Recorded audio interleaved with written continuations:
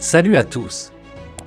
Abonne-toi et mate la suite de Actualité sur ta chaîne car l'émissaire de la Communauté économique des États de l'Afrique de l'Ouest, CEDEAO, Goodluck Jonathan a montré ses limites dans les négociations entre le Mali et la CEDEAO. C'est la raison pour laquelle les autorités maliennes se confient au président de la République du Togo, Faure Gnassingbé. Le Mali et la communauté sous-régionale n'arrivent pas à s'attendre sur un chronogramme pour revenir à l'ordre constitutionnel. L'ancien président du Nigeria, Goodluck Jonathan a fait plusieurs visites au Mali depuis le régime d'Ibrahim Boubacar Keïta, IBK. Là-bas, il a échoué à avoir un compromis entre le Mali et les autorités d'alors l'époque. Goodluck Jonathan a-t-il réellement la capacité de trouver un terrain d'entente entre le Mali et les chefs d'État de la CEDEAO?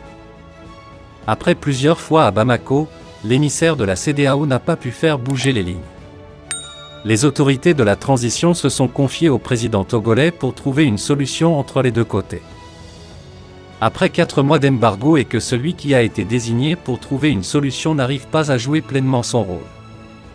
Les autorités de la transition donnent la chance à Faure Gnassingbé, car avec Goodluck Jonathan, le compromis est loin d'être trouvé.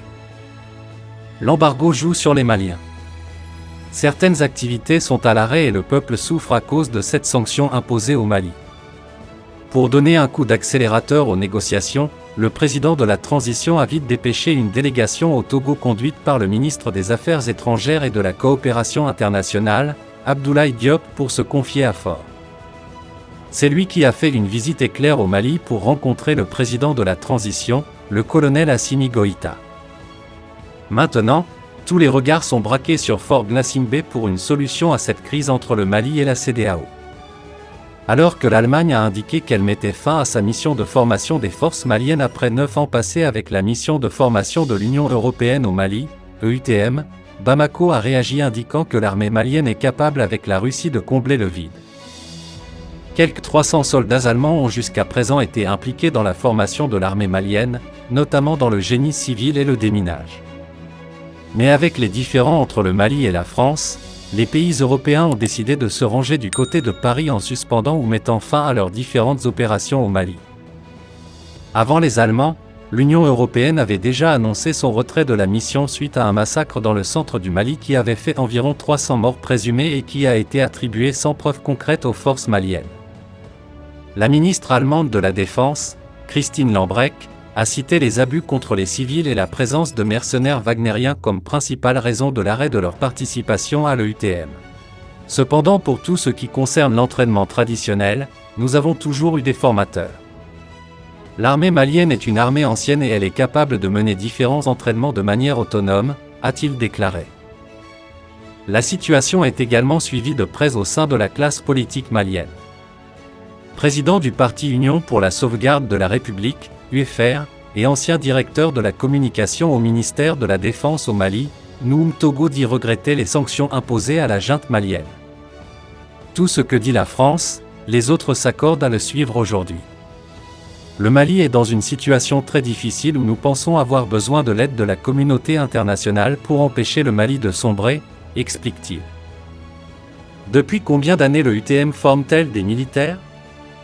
Mais sur le terrain, nous avons perdu tous ceux qui ont été formés, ce qui fait qu'il y a des problèmes au sein de la formation elle-même.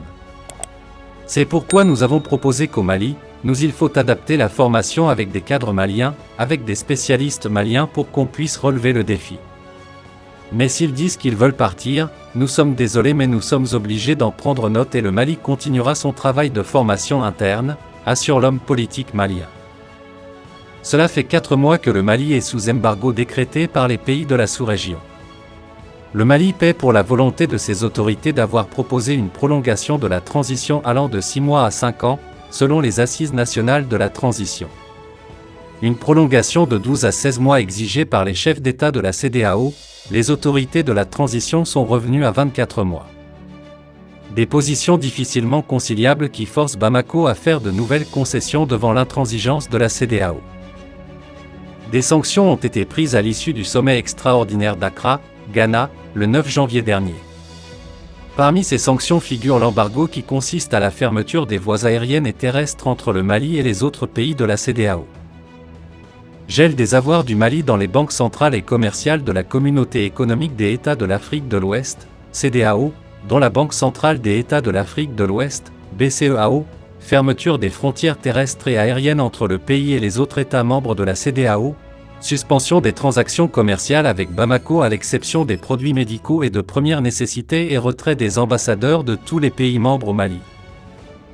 Du 9 janvier 2022 au 9 mai 2022, soit 4 mois, la souffrance des populations perdure alors que les autorités ne veulent pas entendre parler d'imposition de calendrier par les organisations sous-régionales.